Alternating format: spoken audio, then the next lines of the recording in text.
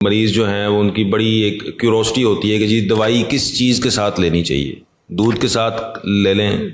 हमारे यहाँ मोस्टली जो है वो दवाई दूध के साथ लेना लोग पसंद करते हैं।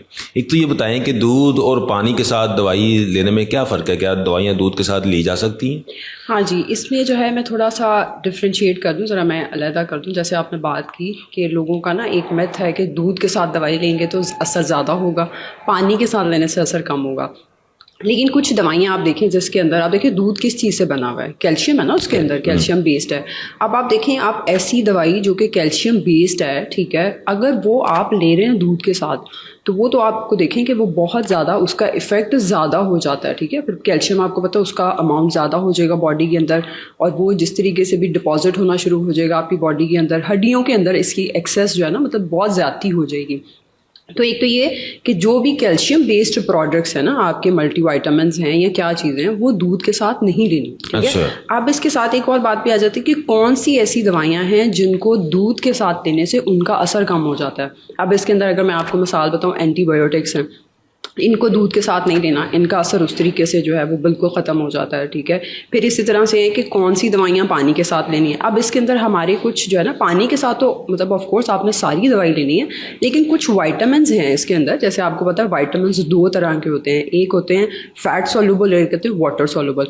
तो जो वाटर सॉल्युबल वाइटामिन है तो उसका मतलब है कि पानी के साथ सॉल्युबल होगा, तो उसमें पानी ज़्यादा इस्तेमाल करना है तो उनकी बॉडी के अंदर एब्जॉर्प्शन, एक्सक्रीशन, जिस्म से निकलना उसका ना वो अच्छे तरीके से हो जाएगा। तो इसमें अगर मैं मिसाल दे दूं कि कौन से हैं, तो विटामिन बी, सी जो हैं ये हमारे वाटर सॉल्युबल विटामिन है, इनको आप ज़्यादा पानी के साथ लें।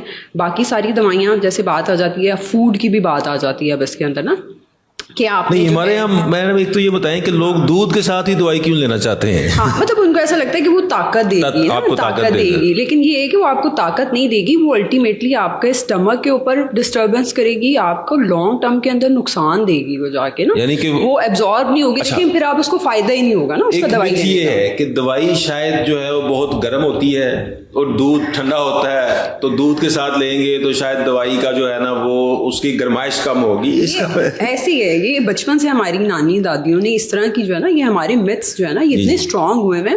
तो दवाई मतलब गर्म नहीं होती, जाहिर है दवाई का ऑफ कोर्स एक असर होता है जिसको हम थोड़ा उसका साइड इफेक्ट कह देते हैं। जैसे एंटीबायोटिक है, उसका साइड इफेक्ट थोड़ा जीआई डिस्टर्बेंस थोड़ा सा आपको फील होता है कि किस तरह से, तो फिर उसको भी ऑफ कोर्स आपको ट्रीट करने के लिए कुछ चीज़ें। तो दवाई का जो ताल्लुक है वो इस तरीके से, अगर मैं आप खुराक की बात करती हूँ तो कुछ दवाइयाँ हैं जिसके लिए आपको आपका स्टमक एम्प्टी होना चाहिए, जिसकी वजह से खाली होना चाहिए, वो दवाई ज़्यादा से ज़्यादा असर करेगी। अब इसमें अगेन बात आ जाती है थायरॉक्सिन। आपको पता है थायराइड का इशू आजकल बहुत कॉमन है, तो मेरे ख्याल में मतलब ये तो आपका हेल्थ प्रैक्टिशनर भी बता रहा है कि आपको इसको एम्प्टी स्टमक, उसके ऊपर भी लिखा, और इन केस वो रह जाता है तो फिर आपका रोल आता है फार्मासिस्ट का इधर, कि जब वो अपना प्रिस्क्रिप्शन लेके जा रहा है अपनी फार्मेसी पे दवाई लेने, तो उसका रोल है कि वो उसको गाइड करे कि इस दवाई को खाली पेट लेना है, क्योंकि अगर वो आपने खुराक के साथ दवाई ली तो उसका तो असर ही नहीं रहेगा। मैडम सॉरी टू से, फार्मेसीज में तो शायद सीधा कोई फार्मेसीज होंगी जहाँ पे फार्मासिस्ट होता है, अदरवाइज तो वो हो भी तो वो इतना बॉदर नहीं करता कि कोई क्या ले रहा है, दे जस्ट मीन बिजनेस। नहीं डॉक्टर साहब, ऐसी बात नहीं है। लाइक मतलब ये है, अब बहुत ज़्यादा इस पे काम हो रहा है कि फार्मासिस्ट हर फार्मेसी पे मौजूद होना चाहिए।